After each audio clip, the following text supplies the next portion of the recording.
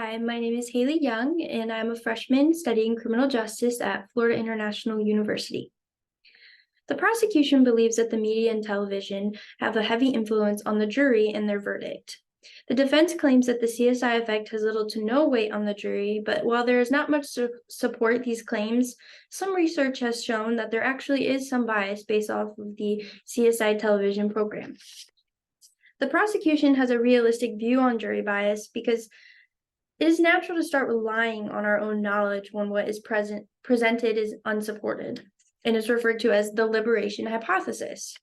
It is difficult to side with the defense because research has shown that acquittal rates of cases with scientific evidence compared to cases without prove how reliant jurors are on evidence and certainty based on their expectations from the show.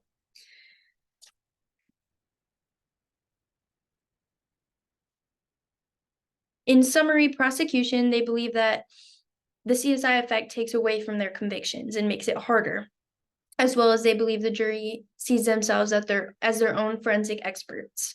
The defense argues that it actually makes expert witnesses seem less skeptical, and they kind of play off of these biases to take away and cast doubt on the prosecution.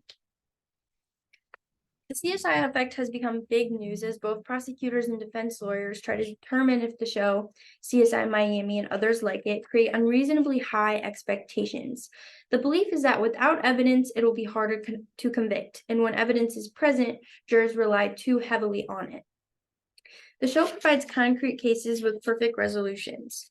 74% of prosecutors, when interviewed, believe that the jury expected physical scientific evidence, while the remaining percent felt that the jury would often ignore the other type of evidence presented. Both sides of the defense feel that the CSI effect has laid heavy on members of the jury. However, the prosecution argues that the effect makes it harder to convict, while the defense lawyers believe that it actually favors their expert witnesses. One thing is for sure, though, the jury craves certainty. The issue with the defense's argument is that expert witnesses tend to speak in terms of probability rather than certainty.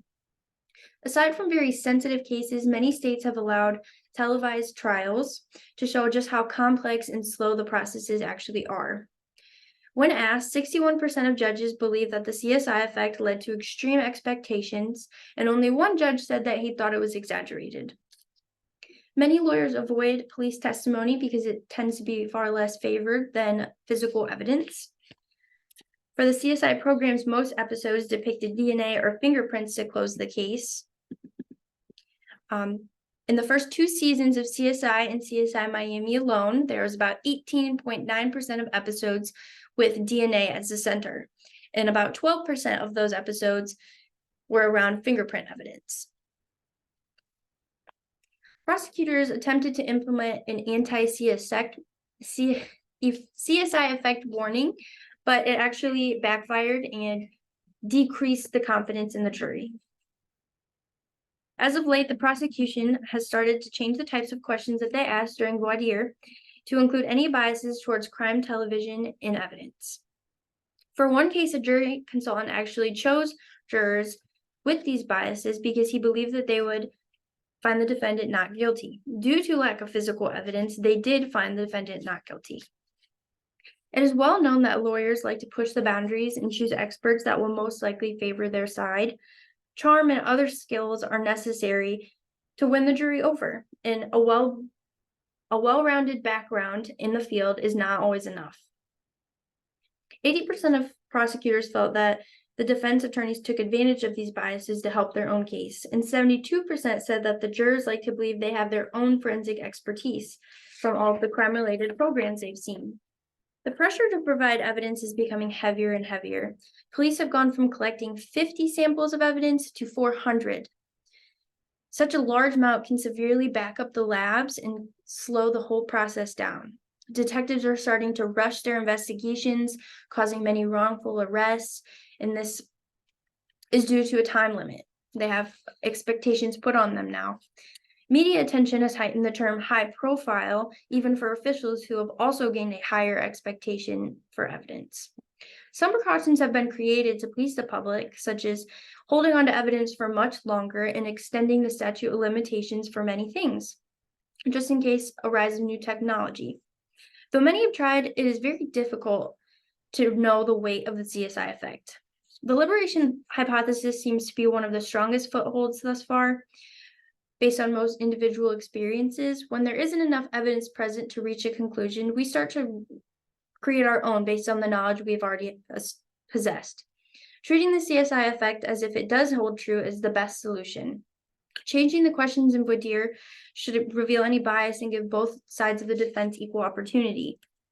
The prosecution has a right to worry if all the jury cares about is physical evidence and an expert that can provide certainty.